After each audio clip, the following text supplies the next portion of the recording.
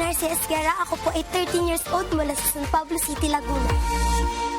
Boses at kasiyahan ng puhunan ng susunod na Star Dreamer para sa kanyang hinahangad. Ako po ay nakatira sa tabing ilog po at dito ko po na-enhance yung pagkanta ko. Nakakapag-practice ako ng maigi kasi medyo tahimik po yung lugar. Parang nakakatakot rin po kasing tumira dito. Kasi po tuwing nabagyo parang nababalisa kami kasi pwede pong magkaroon po ng landslide. Tapos dito naman po sa ilog, siyempre po, baha. Si mama po ay isang housewife, si papa naman po ay isang on-call driver. Bagamat hindi madali ang sitwasyon ng kanilang tirahan, tuloy pa rin ang ngiti at kasiyahan na dumadaloy sa kanyang muka. Ako po ay isang masayahing bata because laughter is the best medicine. Kahit naman malungkot, lagi pa rin ako tumatawa. Hindi ko po ininda yung mga problema.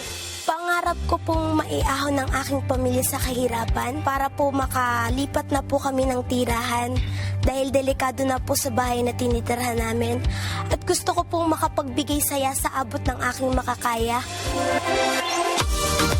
Ako po si Narcy, ang munting bituin ng Laguna.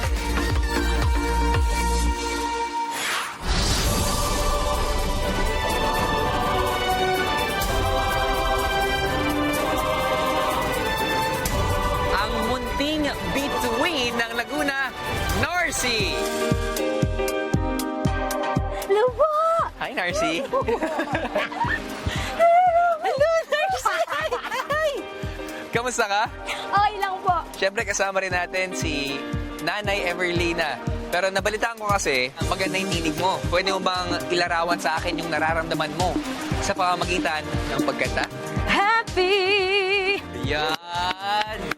Iniwala na ako, ha? Ang ganda-ganda mo, napakaganda pa ng boses mo.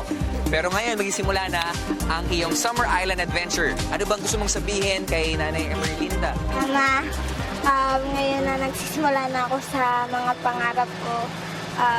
Sana palagi ka pa din nandyan para sumuporta sa akin. Maraming salamat dahil sinusuportahan mo pa din ako ngayon. I love you. Ngayon, pumunta ka muna sa likod sa beach waiting area natin dahil maya-maya magaganap na ang inyong mga hamon. Alright, maraming salamat, Narcy. I'll see you in a bit. Bye po. Bye-bye.